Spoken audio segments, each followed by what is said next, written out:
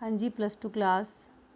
आज हम आगे के श्लोक करेंगे। हमने रघुकोच संवाद पाठ के पहले 3 श्लोकों की व्याख्या की थी। अब हम आगे करेंगे 4th श्लोक से लेकर के। मतलब पहले 3 श्लोकों में हमने देखा, जो प्रथम श्लोक था उसमें था कि जो राजा रघु है वो विश्वजीत नाम का यज्ञ कर लेता है और सारा खजाना दान कर देता है। तो उसके पास कौन आता है? वर्तंतु का शिष्य कोच। फिर वो दूसरे श्लोक में क्या है? राजा रघु उसको सोने के बर्तन ना रहने से मिट्टी के बर्तन में पानी पिलाता है, तो जिससे कोच अंदाज़ा लगा लेता है कि इस राजा के पास तो धन नहीं है। तीसरे श्लोक में राजा उसका विधिवत अतिथि सत्कार करके उसको आसन पर बिठाता और पास ही खड़े होकर के पूछता है। अब क्या पूछता है वो हम इसमें पढ़ेंगे 4th में। अप्यग्निर्मंत्र कृताम ऋषिणाम कुशाग्र बुद्धे कुशली गुरुस्ते यतस्त्वया ज्ञानम अशेषम आप्तम लोकेन चैतन्यमिवोष्ण रश्मेः। अपि जहाँ पर पहले आ जाता है तो इसका मतलब वहाँ पे क्वेश्चन पूछा गया है, प्रश्न पूछा गया है। तो यहाँ हम वो क्या कहता है राजा रघुकोच को? अपि क्या अग्रणी आगे रहने वाले, जो सबसे आगे रहता है, जो विद्वान होता है। और कौन होता है आगे? जो लीडर हो, विद्वान हो, जो ज्ञानी हो, वही आगे रहता है। मंत्र कृताम, मंत्र दृष्टा। मंत्र दृष्टा कौन होता है? जो वेदों को जानने वाले होते हैं। वेदों को जानने वाले ऋषियों को क्या कहते हैं? मंत्र कृता, यानी कि मंत्र दृष्टा। मंत्र दृष्टा ऋषिणाम, ऋषियों में। मंत्र दृष्टा ऋषिणाम, ऋषियों में। तो क्या कहता है कि मंत्र दृष्टा ऋषिणाम, ऋषियों में, अग्रणी आगे रहने वाले, और अपि क्या कुशाग्र बुद्धे, हे कुशाग्र बुद्धि वाले। और कुशाग्र बुद्धि वाला कौन है यहाँ पे? कोच। हे कुशाग्र बुद्धि वाले, कुशली कुशल हैं, गुरु गुरु ते तुम्हारे, तुम्हारे गुरु क्या कुशलता पूर्वक हैं, ठीक ठाक हैं। मतलब पानी पिला दिया, बिठा दिया, और राजी खुशी पूछ रहे हैं। और क्या कहते हैं कि कुशाग्र बुद्धे, हे कुशाग्र बुद्धि कोच, मंत्र कृता मंत्र दृष्टा ऋषिणाम, ऋषियों में, अग्रणी आगे रहने वाले, ते तुम्हारे, गुरु गुरु, अपि क्या कुशली कुशलता पूर्वक हैं। हे कुशाग्र बुद्धि वाले कोच, मंत्र दृष्टा ऋषियों में आगे रहने वाले, क्या तुम्हारे गुरु कुशलता पूर्वक हैं। यतस्त्वया, यतः जिनसे, त्वया तुमने, ज्ञानम ज्ञान, अशेषम, शेषम होता है कुछ बच जाए, लेकिन अशेषम मतलब संपूर्ण, जो कुछ भी ना बचे, यानी कि सारे का सारा, आप्तम प्राप्त कर लिया है। यतः जिनसे, त्वया तुमने, ज्ञानम ज्ञान, यतः जिनसे, त्वया तुमने, ज्ञानम ज्ञान, अशेषम संपूर्ण, आप्तम प्राप्त कर लिया है। जिनसे आपने या तुमने संपूर्ण ज्ञान प्राप्त कर लिया। और कैसे प्राप्त कर लिया है? उपमा के साथ बताया है। लोकेन संसार के द्वारा, लोकेन संसार के द्वारा, यह संसार के द्वारा, चैतन्यमेव चेतना की तरह, उष्ण रस में सूर्य से। अब ये इसको कैसे समझाया गया है? चेतना मतलब जागृति। चेतना के 2 मीनिंग है। चेतना मतलब प्राण, चेतना मतलब जागृति। भाई हम सूर्य से ही हमें प्राण मिलते हैं, हमें ऊर्जा मिलती है, सूर्य ही हमें जगाता है। तो ऐसे तो अंधकार होता है, लेकिन अगर सूर्य आए तो उस अंधकार को मिटा करके लोगों को क्या देता है? चेतना देता है। लोक मतलब संसार। जैसे संसार उष्ण रस में, यहाँ पे बहुब्रीहि समास है, उष्णः रस में है, यस्य से, यानी कि गर्म है किरणें जिसकी। किसकी हैं गर्म किरणें? सूर्य की। तो संसार जिस प्रकार सूर्य से चैतन्यम चेतना प्राप्त करता है, उसी प्रकार आपने अपने गुरु से संपूर्ण ज्ञान को प्राप्त कर लिया है। एक बार फिर से करेंगे। हे कुशाग्र बुद्धि वाले कोच, मंत्र दृष्टा ऋषियों में आगे रहने वाले, क्या तुम्हारे गुरु कुशलता पूर्वक हैं, जिनसे तुमने संपूर्ण ज्ञान प्राप्त कर लिया है। जैसे संसार सूर्य से चेतना प्राप्त करता है, या संसार के द्वारा प्राप्त की गई चेतना के समान आपने भी अपने गुरु से सारा ज्ञान प्राप्त कर लिया है। ठीक है। अब अगले में वो क्या कहता है कि भाई आपके आने का कारण क्या है, ये बात इसमें पूछी गई है 5वें में कि भाई आप अपने आप से आए हैं या गुरु की आज्ञा से आए हैं, तो आप अपने आने का प्रयोजन बताइए, क्योंकि मैं आपकी आज्ञा का पालन करने के लिए उत्सुक हूँ। तव अर्हतो न अभिगमेन तृप्तम मनो नियोग क्रियया उत्सुकम में अप्याज्ञा शासितुरात्मना वा प्राप्तो असि संभाव्यतुम वनात् माम। क्या कहते हैं, तब वैसे तो तुम्हारा होता है, लेकिन हम यहाँ आप बोलेंगे। आप अर्हत है पूजनीय के अभिगमेन आने से, मैं ना नहीं लूँगी, वो बाद में लेंगे हम, तृप्तम के साथ जोड़ देंगे। तब आप अर्हत पूजनीय के अभिगमेन आने से न तृप्तम, तृप्त नहीं है, मैं मन है, मेरा मन। हम मैं मन को 2 बार लगाएंगे इसमें। कैसे, आप अर्हत पूजनीय के अभिगमेन केवल आने से न तृप्तम, संतुष्ट नहीं है, मैं मन है, मेरा मन। मेरा मन आप पूजनीय के केवल आने से संतुष्ट नहीं है, अपितु नियोग क्रिया उत्सुकम, नियोग आपकी आज्ञा का क्रिया पालन करने के लिए उत्सुकम, उत्सुक हूँ। अपितु मेरा मन आपकी नियोग आज्ञा का क्रिया पालन करने के लिए उत्सुकम, उत्सुक है। मेरा मन आप पूजनीय के केवल आने से ही संतुष्ट नहीं है, बल्कि मैं तो आपकी आज्ञा का पालन करने के लिए उत्सुक हूँ। अपि आज्ञा, अपि फिर आ गया, यानी कि क्या, अपि क्या आज्ञा, आज्ञा से शासितु, अपने शासक, उसका शासक कौन है, कोच का वर्तंतु, उनका जो गुरु है वर्तंतु है उनका शासक।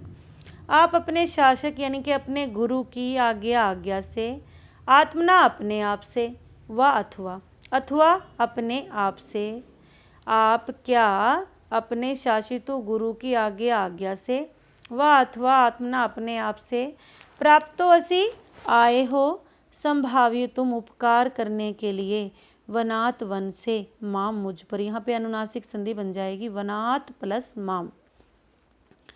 क्या आप अपने गुरु की आज्ञा से अथवा अपने आप से मुझ पर कृपा करने के लिए वन से आए हो। माँ मतलब मुझ पर, संभाव्य तुम कृपा करने के लिए, वनात वन से प्राप्तो असि आए हो। आप ये बताइए कि आप कैसे आए, आपको गुरु ने भेजा है या आप अपने आप से ही आए हो। क्या कहता है, आप पूजनीय के केवल आने से मेरा मन, मैं मन है, मेरा मन तृप्त नहीं है, अपितु आज्ञा पालन करने के लिए उत्सुक है। क्या आप अपने गुरु की आज्ञा से अथवा अपने आप से वन से मुझ पर कृपा करने के लिए आए हो, अपने आने का कारण बताइए। इत्यर्घ्य पात्रानुमित व्यस्य रघोर उदाराम अपि गाम निशम्य स्वार्थोपत्तिम प्रति दुर्बलाशय स्तम इति अवोचत वर्तंतु शिष्य है। इति इस प्रकार अर्घ्य पात्र जल के पात्र से अनुमित व्ययस्य, अनुमित अनुमान लगा लेने वाले, व्ययस्य खर्चे का, व्यय क्या होता है, खर्चे का।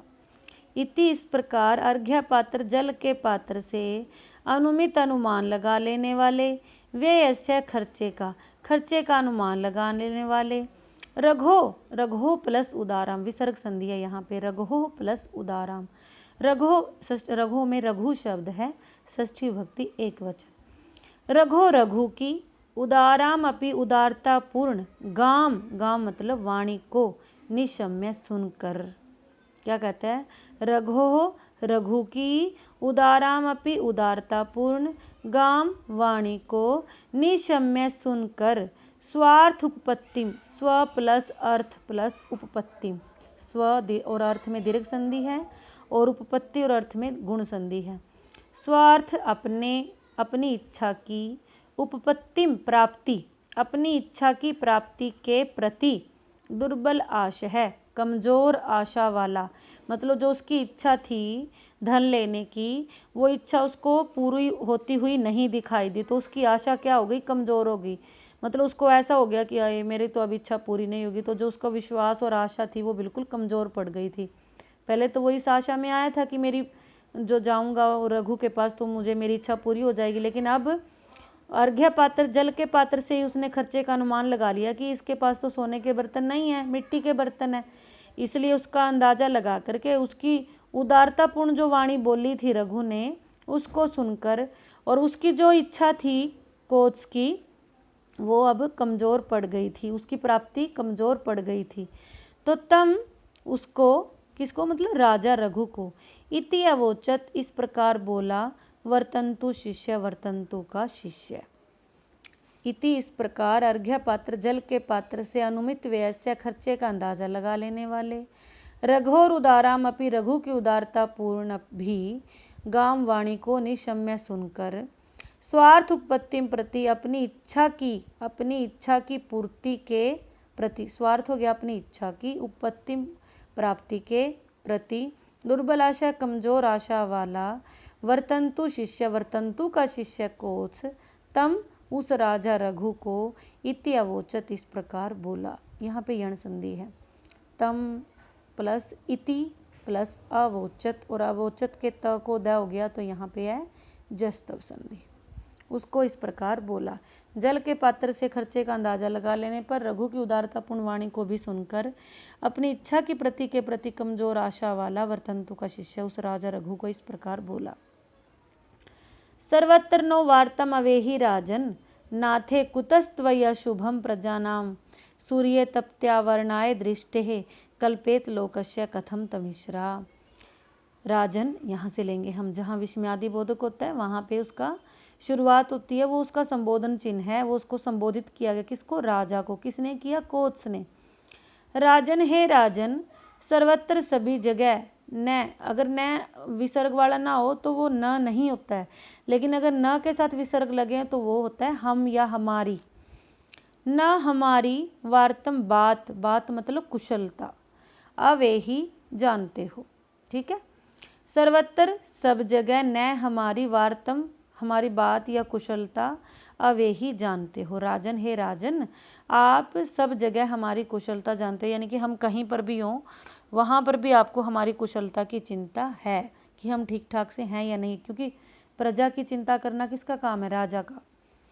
नाथे राजा, राजा होने पर, कुतः कैसे, त्वयि तुम्हारे, त्वयि तुम्हारे, यहाँ पे कुतः प्लस त्वयि प्लस अशुभम, त्वयि और अशुभम में यण संधि है, प्रजा नाम प्रजा का, त्वयि तुम्हारे, नाथे राजा होने पर, प्रजा नाम प्रजा का, अशुभम अशुभ, कुतः कैसे हो सकता है।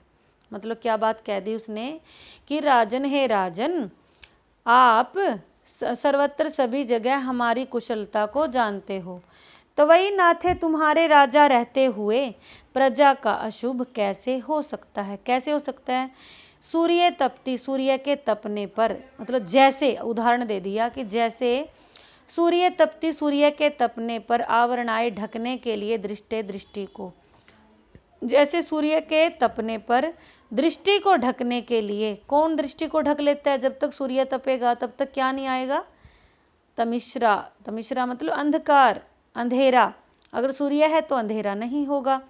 तो सूर्य के तपने पर दृष्टि को ढकने के लिए तमिश्रा अंधकार, लोकस्य संसार की, तो यहाँ से हम लेंगे इसको, सूर्य तपती, सूर्य के तपने पर, लोकस्य संसार की, दृष्टि है दृष्टि को, आवरणाए ढकने के लिए, तमिश्रा अंधकार, कथम कैसे, कल्पेत समर्थ हो सकता है, कैसे ढक सकता है। अर्थात जिस प्रकार सूर्य के तपने पर जब तक सूर्य है तब तक अंधकार संसार की दृष्टि को ढकने के लिए समर्थ नहीं हो सकता, उसी प्रकार जब तक आप राजा हो तब तक प्रजा का बुरा नहीं हो सकता।